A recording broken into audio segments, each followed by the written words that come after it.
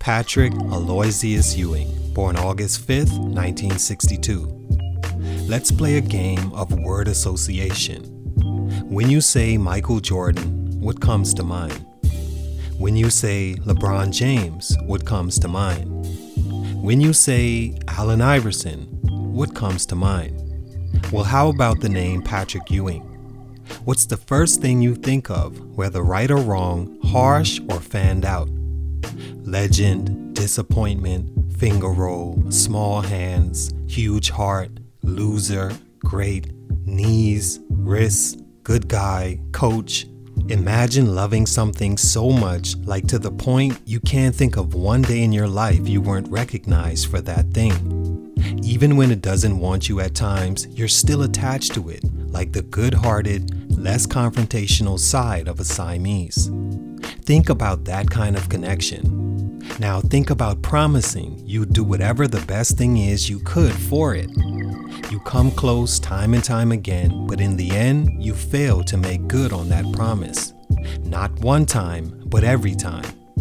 To know that kind of love and disappointment and not see the sadness of Patrick Ewing's career is almost disrespectful to him. He loved basketball and still does, attached to it with no other existence. He also loved the Knicks franchise and obviously still does, but he could never give them the one thing that would have made him king in New York and gave New Yorkers after 1973 the one break in history to gloat as basketball champions, as the mecca of the sport being on top at least once. One of the subconscious negatives of competition is realizing that someone has to lose. Someone has to wear that loss until the next time they win. The thing about sports and age is you may never win, and as you age, those chances fade even more. Well, unless you golf. Patrick Ewing was one of the best players to ever play the game of basketball. A generational big man that won a championship in college and drafted as the #1 pick to change the Knicks' future and win in an era traditional big men were still having success. He's a two-time Olympic gold medalist and named one of the 50 greatest players ever in 1996. But every year, as more great players emerge and more of them accomplish the one thing Patrick couldn't, his name slips down the list. Here are 3 reasons Patrick Ewing's basketball career didn't live up to some of the other great big men of the game, and he was never able to deliver the Knicks a championship. Let's talk about it. It's your boy JC, Stunted Growth. Let's get it, man. Patrick Ewing was a 7-foot center born in Jamaica that moved to America at 12 years old. He was always dominating his peers height-wise, so picked up basketball easily and quickly found the sport could be beneficial to him. He was heavily recruited, with his final schools being Georgetown and North Carolina. On his Carolina visit, he saw what he interprets as a KKK march near the school, so decided that wasn't the place for him. He chose the Hoyas and joined a team with 3 future NBA players that went to the national championship game in his freshman season, losing to North Carolina and Michael Jordan by 1 point.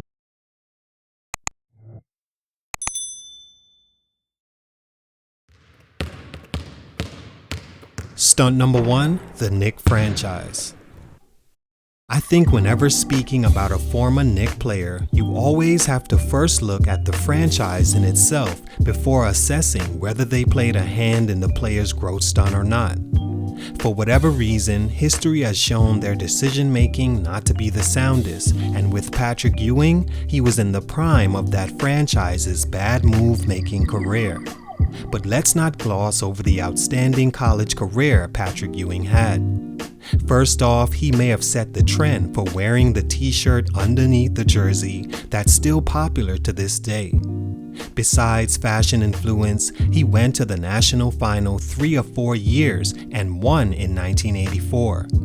He was the first freshman to start on a varsity team for Georgetown and on the losing end that year of one of Michael Jordan's crowning moments as a basketball player. As a junior, he defeated Hakeem Olajuwon in a head-to-head matchup of Georgetown and the University of Houston, giving the program its first and only national championship. He was the MVP of the tournament. An upset win by Villanova in the championship game his senior year capped off the winningest parts of Ewing's basketball journey. He was the National Player of the Year, an obvious choice as the #1 pick. In an envelope lottery selection style, the Knicks came out with the #1 pick and took Patrick Ewing. He was seen as the next great big man and even promised to hang a banner in the rafters one day. But his ambitions weren't a match for the Knicks blundering those chances by never building the right team around him in his prime, primarily in the backcourt. And when they finally had some adequate players like Allen Houston and Latrell Sprewell, Patrick was 36 years old, injury-ridden, and way past his prime. Early on, he had Bernard King for 6 games, but King faded early due to knee injuries. He averaged almost 33 points in his lone season with Patrick and could have provided much-needed superstar help in many ways. Instead, the team had guys like John Starks, Mark Jackson, Kenny Walker, Greg Anthony, and John Wallace. Even though some of those players were solid, they weren't good enough to win in the ultra-competitive 90s. Had the franchise built a better team around him through free agency or the draft, he could have stayed more healthy and fulfilled that promise of one day hanging a banner in Madison Square Garden. Stunt number 2, Michael Jordan.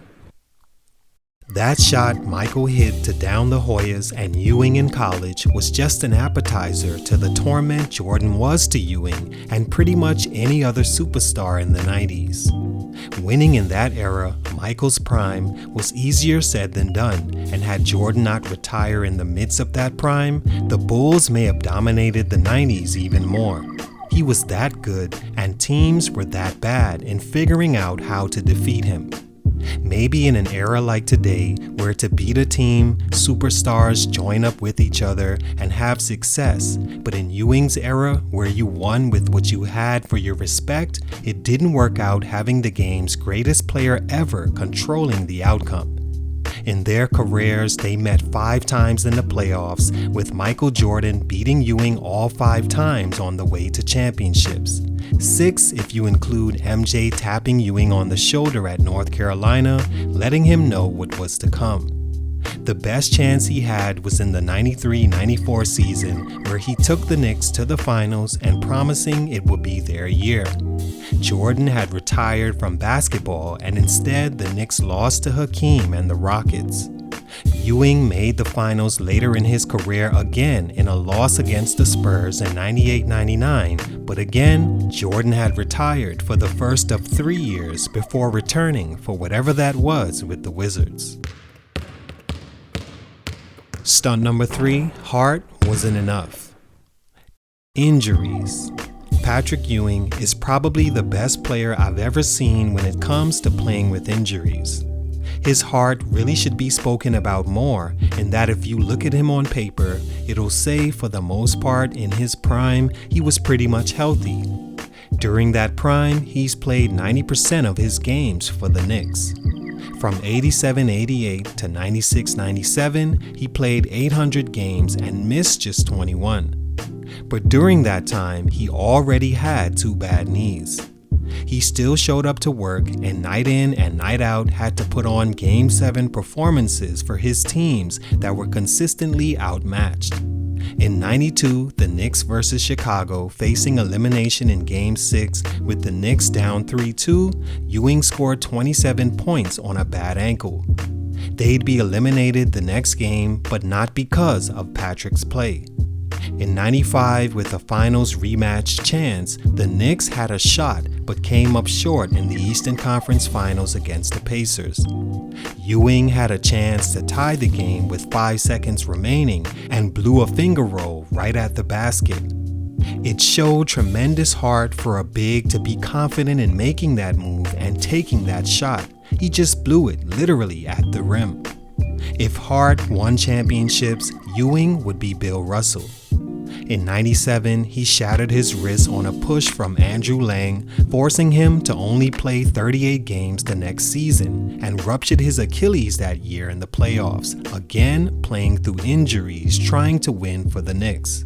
After another loss in the conference finals to the Pacers in 2000, the Knicks traded Ewing to the Sonics, and that was pretty much the end to a legacy that was or was not.